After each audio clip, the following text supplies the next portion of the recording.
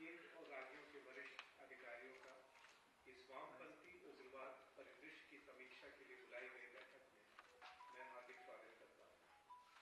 केंद्रीय गृह मंत्री जी ने पिछले वर्ष 6 अक्टूबर 2023 को मुख्यमंत्री स्तर पर एक समीक्षा की थी। उसमें दिए गए निर्देश और राज्यों द्वारा दृढ़ क्रियान्वयन के परिणाम स्वरूप वामपंथी उग्रवाद के समग्र परिदृश्य में अभूतपूर्व सुधार हुआ है। इसके लिए राज्यों द्वारा किए गए प्रयास सराहनीय हैं। केंद्रीय गृह मंत्री जी ने वामपंथी उग्रवाद के पूर्ण उन्मूलन के लिए मार्च 2026 की समय सीमा निर्धारित की।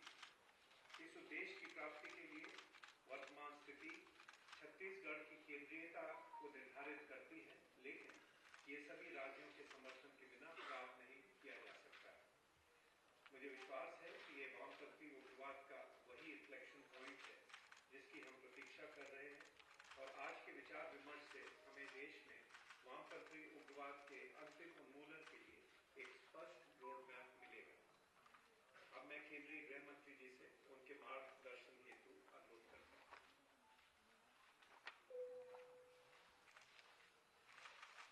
आज की बैठक में उपस्थित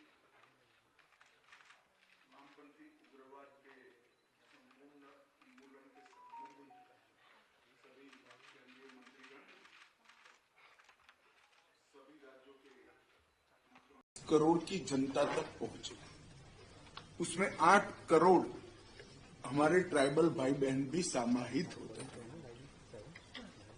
और अगर ट्राइबल क्षेत्र में दूर दराज के गांवों तक, दूर दराज के व्यक्तियों तक सभी मायनों में विकास को पहुंचाना है, तो उसके खिलाफ सबसे बड़ा हर्डल कोई है तो नक्सलवाद। नक्सलवादी गांवों को ना शिक्षा से युक्त होने देते हैं, ना वहां स्वास्थ्य की सुविधाएं देने देते हैं, ना कनेक्टिविटी को आगे बढ़ने में मदद करते हैं, ना टेलीफोन सुविधाएं, पोस्ट और बैंकिंग सेवाओं को भी आगे बढ़ने देते। अंततोगत्वा हम सबका ये लक्ष्य होना चाहिए कि अंतिम व्यक्ति तक अगर विकास पहुंचाना है तो हमें नक्सलवाद को पूर्णतः निर्मूल करना पड़ेगा। और मैं मानता हूं कि 19 से 24 तक इस दिशा में बहुत अच्छा काम हुआ है। हमारे संयुक्त प्रयास, सभी राज्यों के साझा प्रयास से वामपंथी अंधकार की जगह हमारे संविधान प्रदत्त अधिकार से हम रोशन करना चाहते हैं। वामपंथी हिंसक विचारधारा की जगह विकास और विश्वास, उसका एक नया युग शुरू करना चाहते हैं। जीरो टॉलरेंस अगेंस्ट वामपंथी उग्रवाद और 100% सैचुरेशन सरकारी योजनाओं का, ये दोनों के इम्प्लीमेंटेशन से हम इस क्षेत्र को पूर्ण विकसित बनाना चाहते हैं। वामपंथी उग्रवाद के सामने लड़ने के लिए हमने 2 रूल ऑफ लॉ बहुत समय पहले देश ने तय किए थे। पहला, नक्सल प्रभावित क्षेत्रों में कानून का राज प्रस्थापित करना और गैर कानूनी हथियारी गतिविधियों को पूर्णतया से बंद करना। और दूसरा, इतने लंबे नक्सल आंदोलन के कारण एक क्षेत्र जो विकास से महरूम रह गए,